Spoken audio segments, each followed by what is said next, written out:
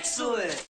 Hello everyone and welcome to what is, I guess, my second video on NVIDIA's new 900 series GPUs. This video is going to include testing though, so I'm actually going to be doing some benchmarks on this graphics card. This is the EVGA GTX 970. This is the more budget conscious version as opposed to the 980. It also features EVGA's ACX 2.0 cooler, which as you can see here is 26% cooler, 36% quieter, uses 250% lower fan power, and has 400% increased lifespan. This is mostly referring to the two fans that handle the active cooling, which now have 11 blades with a swept design to reduce noise. The fans also have a redesigned motor to reduce friction and increase RPM capabilities. The card comes with everything you see here, as well as a big-ass EVGA poster. The GTX 970 is based on a version of NVIDIA's GM204 GPU, meaning it's built on an updated version of the Maxwell architecture. This means that you get support for NVIDIA's newest technologies, including dynamic super resolution technology, MFAA, and VXGI. Considering the benchmarks we're about to take a look at, it is very impressive that the 970's TDP is just 145 watts. That means it's very power efficient. This card is just 9.5 inches long as well. No backplate here, so we can see a few of the GDDR5 chips that make up the 4 gigabytes of memory on a 256-bit bus. Power requirements are two 6-pin PCI Express connectors, and other than that, there's the PCI Express Gen 3 Edge connector at the bottom, a couple SLI fingers along the top edge, and video outs are a sensible configuration of two dual-link DVIs, one HDMI 2.0, and one DisplayPort 1.2. Underneath the cooling fans, there is one big aluminum fin stack. To help move heat from the GPU to the aluminum, there are three copper heat pipes, two 8mm pipes that make direct contact with the GPU, and a 6mm pipe that sits just outside of them and adds a bit of extra cooling to that general area down there. If you're interested, there's another more beefed up version of this ACX 2.0 cooler that's available on EVGA's GTX 970 FTW for the win. This is a SC card, that means super clocked, so EVGA ships it with the GPU overclocked to 1165 MHz base clocked and 1317 MHz boost.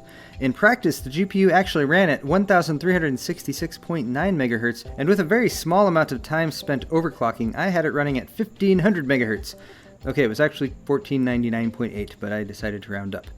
Naturally, I needed to run some benchmarks, but I was starting from scratch on a new testbed because X99. The CPU is an Intel 5960X at 4.5 GHz, memory is a G.Skill Ripjaws 4 16GB kit at 2666, and for comparison, I also tested EVGA's GTX 770 and 780 classified editions, as well as AMD's R9 290X, which is also overclocked so as not to feel left out. 3D Mark is my only test with GTX 970 OC numbers, so enjoy them while they last, and note how the overclock helps the 970 to win.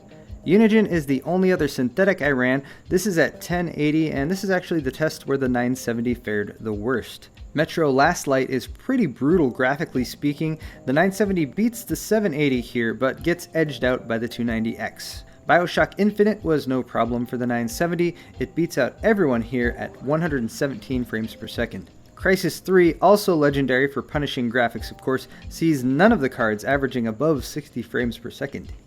Far Cry 3 is another game that the 970 really liked. I like that even the minimum FPS here is above 60. And finally, Battlefield 4, another winner for the 970, hitting 95 frames per second and 60 plus minimum, an excellent showing. I guess the moral of the story here is that the GTX 780 is pretty much obsolete. Now when I purchased this card just a few days ago, it was $340. That's only $10 more than the manufacturer's suggested retail price for the stock version of the GeForce GTX 970, and this came with a $10 mail-in rebate. As you can probably see, I was able to overclock this card significantly, and that's one of the great benefits of the 970. The power savings you get with Maxwell architecture allows for some really insane overclocks, even on the 970, which doesn't have all of the power distribution features that the 980 has. Now, if I had any complaints about this card, they'd be pretty minimal. I would appreciate if the power delivery, the two plugs right here, might be moved down to the end, or even on this end of the card, which I don't mind if the card's a little bit shorter.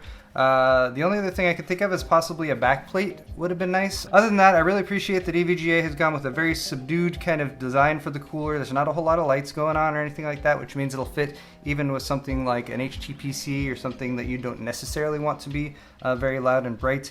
You just got a little bit of blue going on there as well as the black shroud. And then the card itself runs really quiet. Anyway, I'll post a link to this card in the video's description. Let me know in the comments section what you think, if you think this is a good option or if you think there's other 970s out there that you think also did a good job, and I'll see if I can check out those as well. Thank you guys so much for watching. As always, don't forget to hit the thumbs up button. We'll see you all very soon.